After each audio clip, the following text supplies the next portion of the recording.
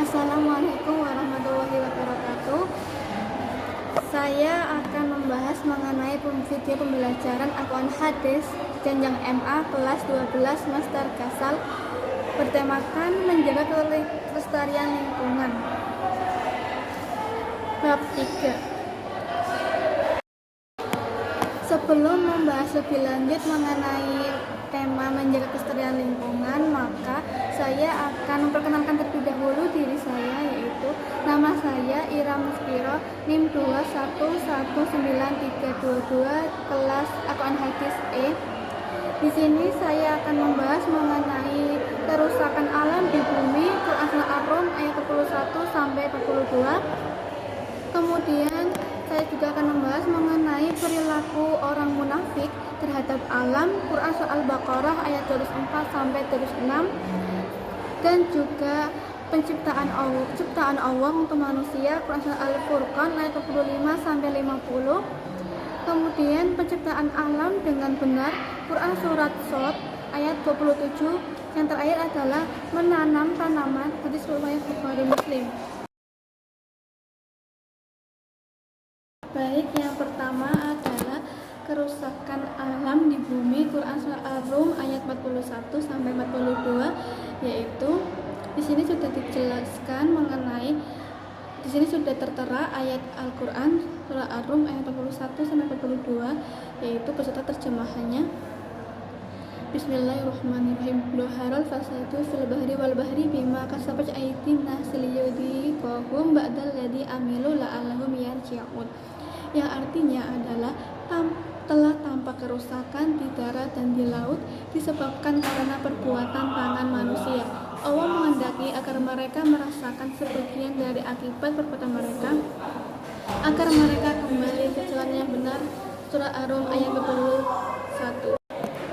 Yang penjelasan mengenai ayat Ar-Rum itu yang pertama, ayat pertama yaitu berikutnya pada ayat 41, yaitu Allah menunjukkan dalam ayat ini bahwa telah terjadi kerusakan di bumi baik di darat maupun di laut. Karena pada ayat ini tuh Allah menunjukkan bahwa telah terjadi kerusakan di bumi, kejadian-kejadian di alam itu membuat ketidakseimbangan alam seperti perubahan musim, cuaca yang ekstrim, kemarau berkepanjangan yang menyengsarakan manusia. Allah juga menjelaskan kepada manusia bahwa kerusakan yang terjadi di muka bumi adalah karena perilaku manusia itu sendiri, baik disebabkan perilaku maksiat maupun kesalahan pengelolaan bumi. Namun demikian, Allah memberi kemungkinan manusia untuk sadar dan kembali ke jalan Allah setelah merasakan sebagian dari akibat perilaku manusia. Allah juga memerintahkan kepada manusia untuk apa? Untuk merenungi kejadian-kejadian yang dilakukan oleh orang-orang musyrik di masa lalu.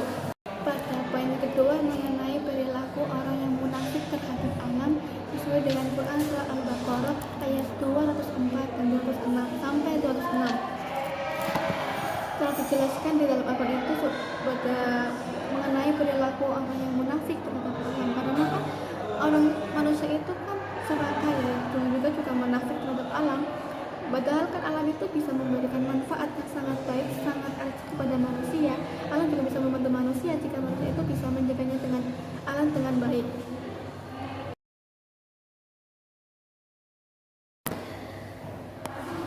Saya akan menjelaskan mengenai terjemahan dari Quran Surah Al-Baqarah ayat 204, 205 dan 206. Pada ayat 204 yaitu, dan di antara manusia itu ada yang pembicaraannya tentang kehidupan dunia, mengagungkan engkau Muhammad, dan dia bersaksi kepada Allah mengenai isi hatinya, padahal dia adalah penentang yang paling keras. Kemudian pada ayat yang ke-205 itu terjemahannya adalah, dan apabila dia berpaling dari engkau, dia berusaha untuk berbuat kerusakan di bumi serta merusak tanaman dan ternak, sedang Allah tidak menyukai kerusakan. Kemudian dilanjut pada ayat ke-206 yaitu, dan apabila dikatakan kepadanya, bertakwalah kepada Allah, bangkitlah kesombongan untuk berbuat dosa, maka pantaslah baginya neraka jahanam. Dan sungguh jahanam itu adalah tempat tinggal yang buruk.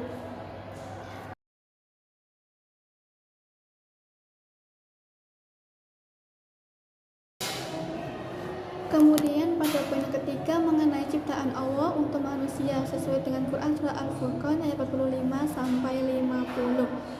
Telah tertulis bahwasanya itu ada ayat Al-Quran surat Al-Furqan ayat 45 serta terjemahannya.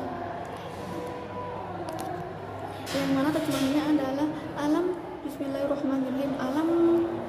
Terjemahannya adalah, tidakkah engkau memperhatikan penciptaan Tuhanmu, bagaimana dia memanjangkan dan memendekkan bayang-bayang, dan sekiranya dia menghendaki nescaya dia jadikannya bayang-bayang itu, tetapi kemudian kami jadikan matahari sebagai petunjuk. Ayatnya adalah, kemudian pada Quran Al-Furqan ayat 46 itu Bismillahirrahmanirrahim. Summa qabadnahu ilaina qabdan yasira.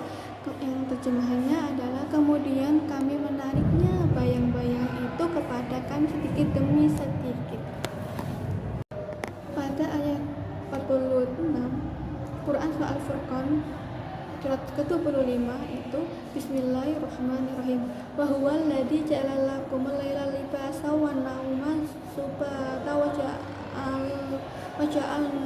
nahara nusura, yang artinya, dan dialah yang menjadikan malam untukmu sebagai pakaian dan tidur untuk istirahat, dan dia menjadikan siang untuk bangkit berusaha. Quran surah Al-Furqan ayat 47 maksud saya. Bismillahirrahmanirrahim. Wa huwal ladzi arsalar riyaha busyran baina yaday rahmat wa anzalna minas samaa'i ma'an tahura. Yang terjemahannya atau artinya adalah, dan dialah yang meniupkan angin sebagai pembawa kabar gembira sebelum kedatangan rahmatnya atau hujan, dan kami turunkan dari langit air yang sangat bersih. Kemudian lanjut pada ayat ke-50 surah Al-Furqan. Bismillahirrahmanirrahim. Walaqad sarrafnahu bainahum liyadzakaru fa aba atsarun nasi illa kufur.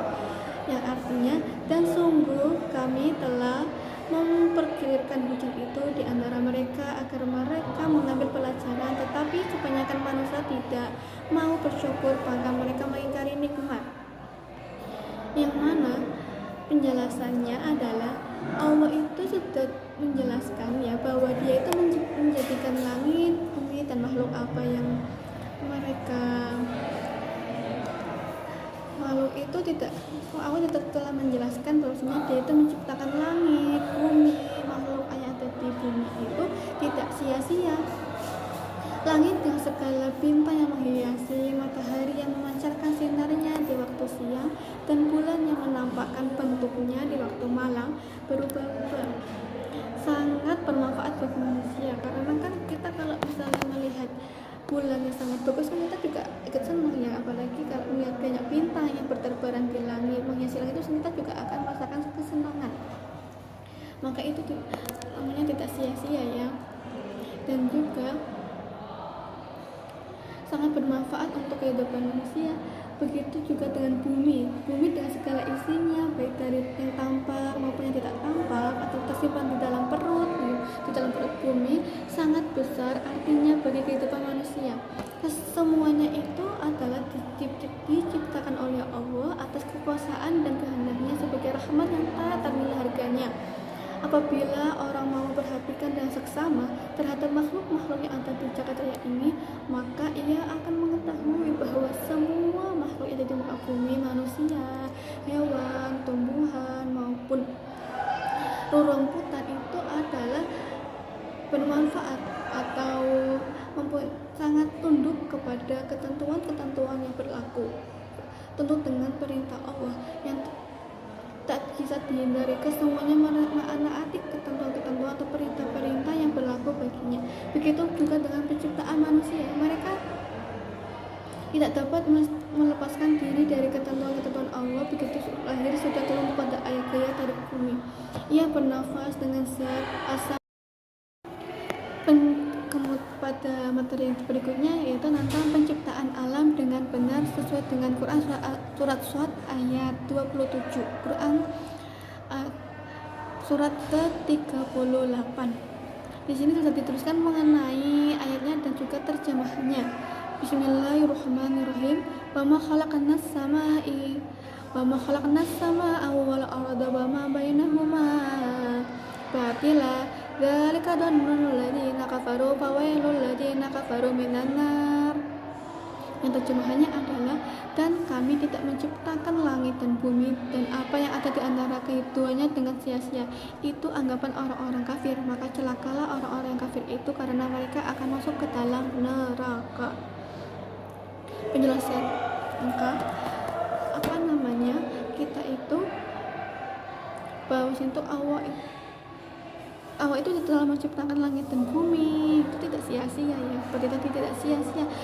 Langit itu ada manfaatnya, ada nilainya sendiri, maka dari itu kita bisa melestarikannya